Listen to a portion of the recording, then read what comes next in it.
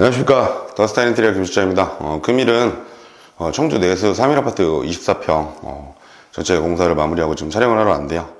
이 집 같은 경우는 이제 뭐 기초적인 실용적이고 조금 합리적인 금액에서 기초적인 텔 이제 예를 들어서 뭐 샤시라든가 기본적인 부분들을 좀 중점적으로 공사를 완료를 했고요. 그래서 이제 추위라든가 아무래도 청주 외곽이다 보니까 추위라든가 더위가 좀 강한 부분이 있어서 집 전체를 이제 뭐 발코니 전용창 샤시를 사용을 해서 이렇게 진행을 했는 부분이 특징인 것 같고요. 지금부터 자세히 설명드리겠습니다. 네, 뭐 거실 쪽 방향을 먼저 이제 설명을 드리면 저 뒤에 보시면 이제 인터폰 코컴 이제 신형 인터폰을 달아드렸고, 여기 아파트 같은 경우는 뭐 이제 현관이라든가 이런 게 연결이 안 되는 부분이어서 이제 바깥쪽 현관문 앞쪽에서부터 여기까지가 연결되는 부분이어서 이제 기본적인 인터폰을 사용을 하시면 설계가 가능하니까 그런 부분들을 참고하시면 될 것 같고요. 뭐 스위치라든가 이런 부분들은 굉장히 화이트가 아닌 좀 더 업그레이드를 해서 이제 뭐 실버 벨로 제품을 사용해서 이렇게 모양을 내드린 부분이 특징인 것 같고, 뒤쪽으로 보시면 이제 주방인데, 주방 같은 경우는 예린보드에 문짝을 사용을 해서 위에는 화이트, 하단 같은 경우는 슈가 알루미늄을 사용을 해서 이렇게 진행을 해드렸고요.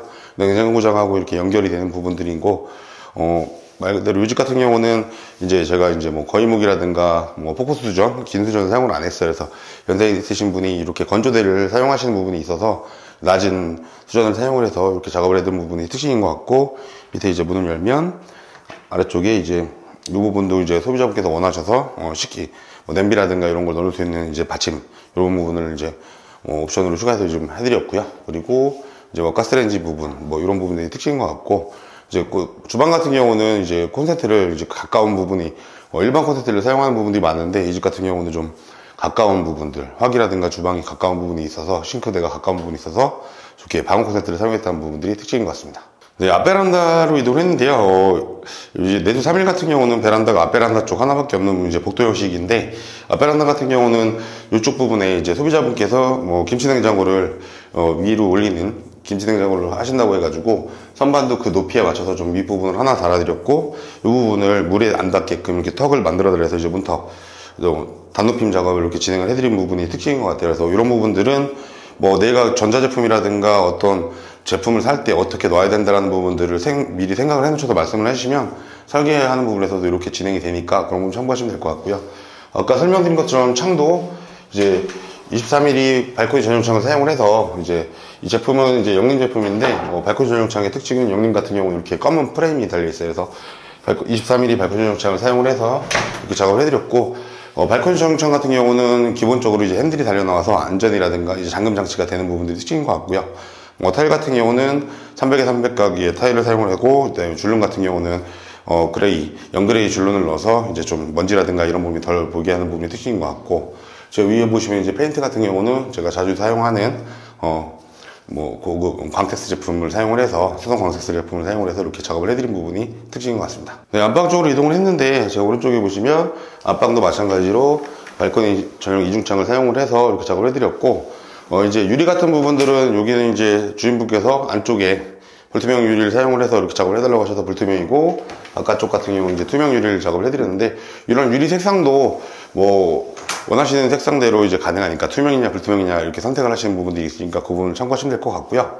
도배지 같은 경우는 LG 베스티 제품을 사용을 했고, 바닥 같은 경우도 LG 2.2T 장판을 사용을 해서 이렇게 그 소유자 선호도에 맞게 선택을 하신 부분에 맞게끔 이렇게 작업을 해드린 부분이고, 제일 뒤에 보시면 이제 붙박이장인데, 붙박이장 같은 경우는 마찬가지로 손잡이가 뭐 터치식이냐 이렇게 안쪽으로 바처럼 내려오는 방법이냐 겉으로 나오는 손잡이냐, 이거에 따라서 이제 뭐 선택하실 수 있는 폭이 있는데, 그런 부분도 선호도에 따라서, 그리고 이렇게 바처럼 내려오는 부분은 솔직히 실용적인 부분에서는 이게 제일 가장 좋거든요. 그래서 어느 부분을 잡든지 열 수 있는 부분이 있는데, 그런 부분 실용적인 걸로 가실 거냐 아니면 디자인적인 거 가실 거냐, 이런 부분들을 생각하셔서 공사를 진행하시면 될 것 같습니다. 네, 작은 방 쪽으로 이동을 했는데요. 작은 방 같은 경우는 이제 슬라이딩 장을 설치를 했는데, 여기 슬라이딩 장 같은 경우는 마찬가지로 이렇게 기능적으로 뭐 어차피 좁은 공간에서 이제 뭐 문을 8구 닫고 할 수 있는 부분을 좀 최소한으로 줄여서 공간 활용할 수 있게끔 이렇게 슬라이딩 장을 설치를 했는데, 특징은 요 윗부분에 원래 이렇게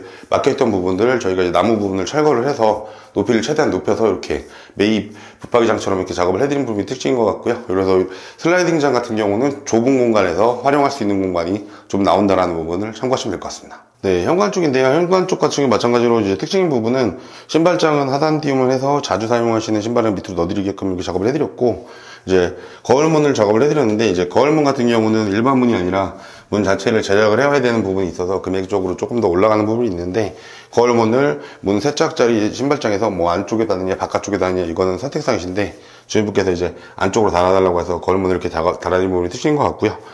타일 같은 경우는 600에 600각 타일을 사용을 해서 줄눈이 좀 최대한 없게끔 만들어서 먼지라든가 오염에 좀 강하게 이렇게 만들어 드린 부분이고요. 현관문도 마찬가지로 새로 이제 고급 칼라 방화문을 작업을 해서 제작을 해서 다시 달아드렸고, 문틀까지 전체 교체하는 부분이고요.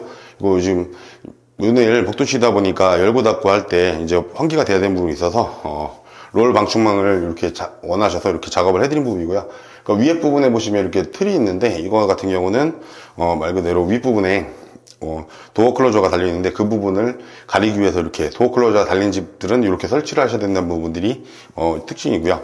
제 오른쪽으로 보시면 이제 분전반이 있는데, 분전반 같은 경우는 이렇게 안쪽에 보시면 커버를 안쪽에 차단기를 전체적으로 다 교체를 해서 좀 안전하게 사용할 수 있게끔 이렇게 작업을 진행해 드렸습니다. 네, 화장실 쪽으로 이동을 했는데, 화장실 같은 경우는 기존에 이 지금 붙어있는 타일을 주인분께서 이제 1cm 정도도 줄어드는 게 좀 싫다고 하셔서 전체적으로 다 철거를 하고 타일을 다시 붙였다는 부분이 특징인 것 같고요.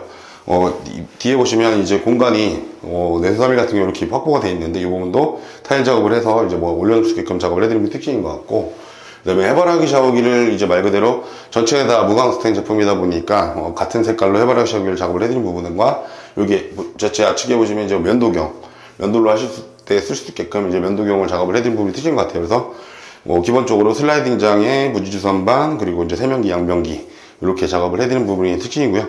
그러니까 타일을 전체적으로 다 털었을 때랑 말 그대로 덧붙임 작업을 했을 때 그런 부분들은 타일을 저 같은 경우는 이제 현장을 가서 타일을 한번 건드려 보고 상태가 어떠냐에 따라서 추천을 드리는데, 원하시는 부분이 있으면 그런 부분들을 작업을 하시면 될 것 같고요.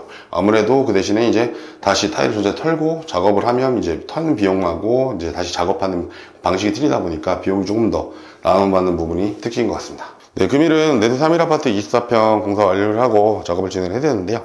전체적으로 집 24평대, 30평대가 요새 화이트톤이 유행이다 보니까 화이트톤의 무늬라든가 몰딩 걸레바를 사용해서 집을 좀 넓은 부분으로 이제 보이게끔 이렇게 작업을 해둔 부분이 특징인 것 같고요. 집 전체적으로 좀 실용적인 금액의 작업을 원하셔서 아무래도 이제 브랜드를 써야 될 부분은 브랜드를 써드리고, 아닌 부분들은 중가 정도의 제품을 사용을 해서 전체적으로 작업을 진행을 해드렸는데요.